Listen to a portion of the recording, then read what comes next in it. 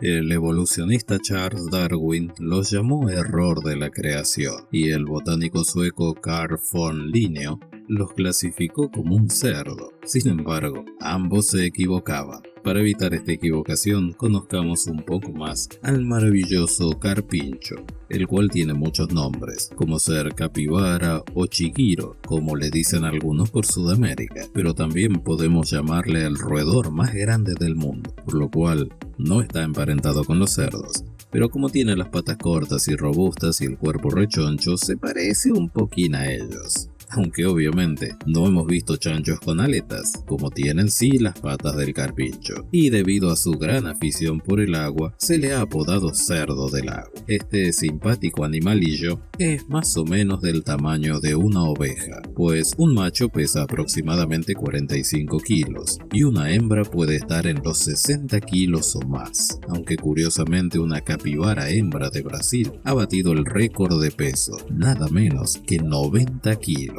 Pero todo ese peso viene de su peculiar alimentación, pues son totalmente vegetarianos y comen sobre todo hierba. Hasta se ha visto carpinchos pastando al lado del ganado doméstico. Una curiosidad derivada de esto es que los amerindios de antaño los llamaban respetuosamente, algo así como el señor de la hierba. Pero como todo roedor, siempre lo veremos mordisqueando algo. Entre estas cosas que suele mordisquear se encontrarán plantas acuáticas, sandías, tallos de caña de azúcar o una planta de arroz tierna, pues como sus molares son de crecimiento continuo, la única manera en que los desgasten es pasándose la vida masticando y royendo. Pero no son comilones a lo tonto y loco, sino que saben muy bien lo que comen, pues únicamente escogen plantas de elevado contenido en proteína. Y según los biólogos, son más eficientes a la hora de convertir hierba en proteínas que las ovejas y los conejos. Este animalito tiene un aspecto simpaticón, los ojos protuberantes, las orejas pequeñas y redondeadas,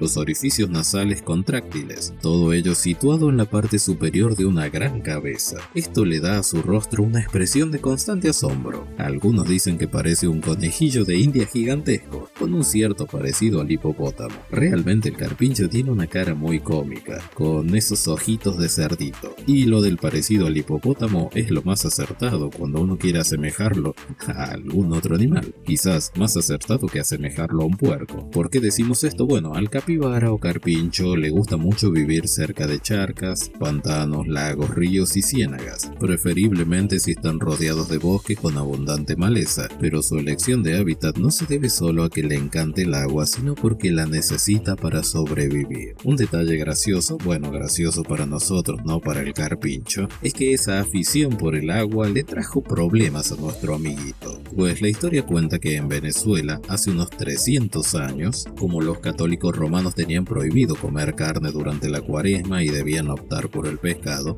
se dice que la Iglesia Católica declaró, para su conveniencia obviamente, que los carpinchos eran peces. Así es, tal cual lo escuchan. Por ende, hasta el día de hoy, algunos venezolanos que se consideran creyentes católicos comen su carne durante la cuaresma sin remordimiento alguno, aunque está muy claro que el carpincho no es un pez solo porque le gusta el agua. Algunos sobrevivieron a aquella época debido a su reacción instintiva, pues cuando se ven en peligro corren hacia el agua, se zambullen y se van nadando fácilmente. Aunque a simple vista no tiene la pinta de ser un nadador olímpico o siquiera el perfil aerodinámico de otras criaturas acuáticas, aún así el carpincho es un nadador excelente y se debe a un componente secreto que posee. Debido al volumen de sus capas de grasa, solo pesa un poco más que el agua. Es tan bueno nadando que, según un investigador, en el agua tiene la elegancia de un bailarín de ballet. Por supuesto, también le ayudan sus patas palmeadas que le permiten propulsarse hacia adelante, lejos de sus enemigos, ya que nada a bastante distancia por debajo del agua y puede permanecer sumergido varios minutos. Luego sube a la superficie con cuidado y se queda a ras del agua, asomando solo los orificios nasales, los ojos y las orejas, como hace el hipopótamo. Esto impide que sus depredadores, que podrían ser perros salvajes, jaguares, caimanes, anacondas y, cuando no, el hombre, que intentan cazarlos, les cueste mucho localizar sus orificios nasales en medio de todas las plantas acuáticas. Pero, como el carpincho tiene el sentido del olfato muy desarrollado, él sí descubre fácilmente la presencia de sus enemigos.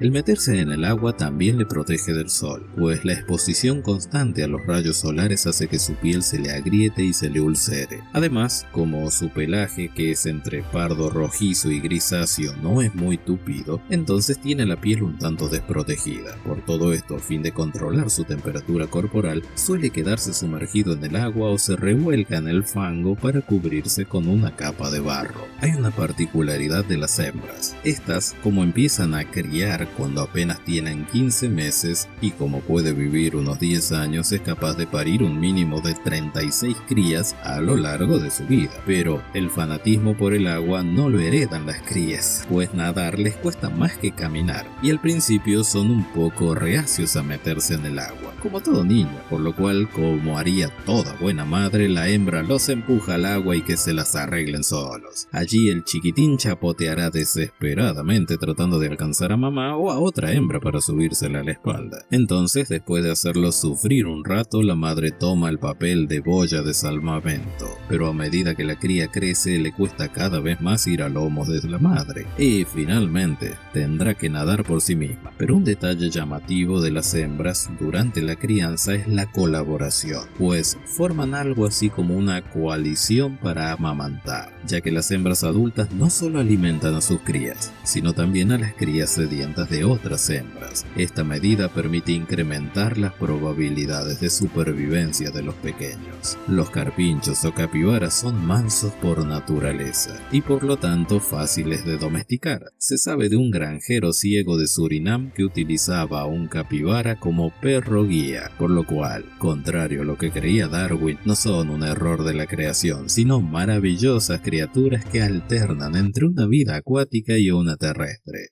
Así llegamos al final de este video. Te espero en el próximo, aquí en Observando el Mundo.